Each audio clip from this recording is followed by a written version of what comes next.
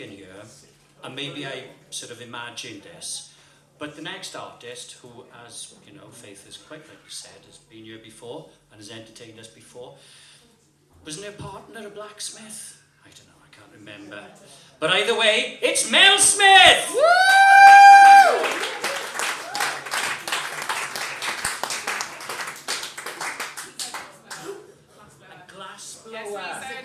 Josh is a glass blower, not a blacksmith, but they both work with fire, so I'm pretty nervous. I couldn't see everyone's faces last time because it was like winter and it was super dark, so but here we go. I'm really excited, really happy that Faith and Gareth have asked me to come back. I've got 4 poems for you this evening. I'm not quite as high-tech as Leanne, so I've got my own paper. So this is called I Want to Be Yours. I don't know how many people like John Cooper Clarke.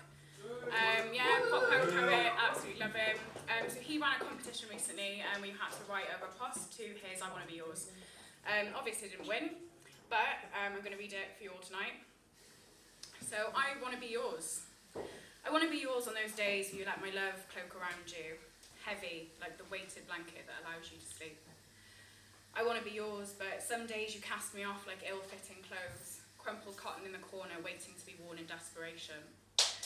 I want to be yours on those days where I am the brightest star lighting up your darkest sky, where I guide you home through unknown constellations.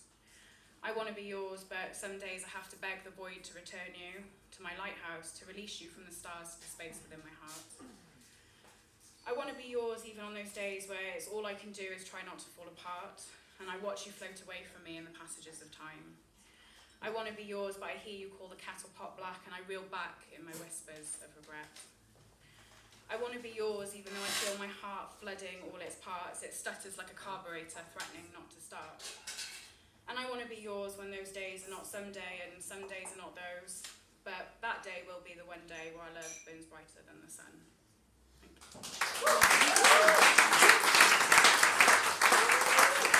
I think the last time I was here, I think I was really sad. I'm in a much better place now, which is probably reflected by my poetry.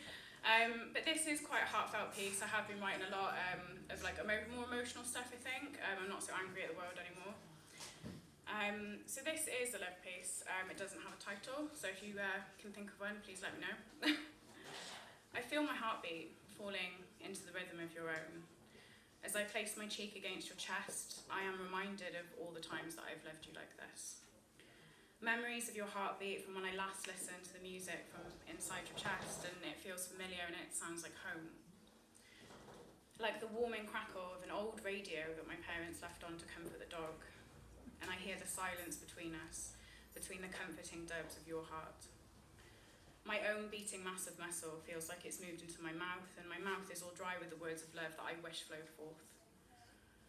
I wish that I could let them all free fall from my lips, but all my mind can fathom right now is the relief that I am here with you, right here, right now, in this moment. Right now, I try to listen even closer.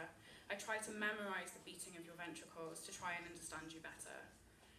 I remember that hearts can change, and all I can hope for is that if there is a change, it will be growth. And I plant seeds of hope that I will not be left behind again. I am desperate to outgrow my past. And the ticking of your precision time bomb is enough to reassure me that I have not reached my quota yet. I hold you tightly in this intimate slice of time. You squeeze my soul so tightly, and home is whenever I'm with you. Thank you.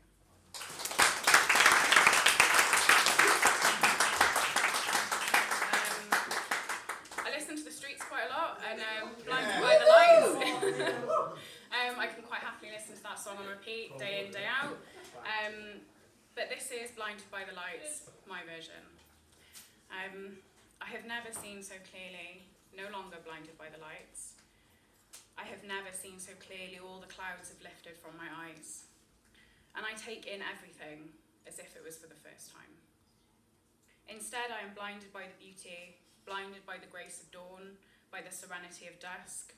And I have never seen so clearly the mountains that make me tremble, and I embrace the coldness of the water.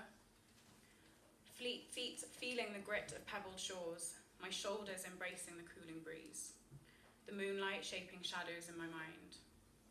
I have never seen so clearly birds that soar so high, their voices strong and sonorous, My ears are filled with the sweet songs of spring, my soul eternally inspired. I have never seen so clearly, no longer blinded by the lights.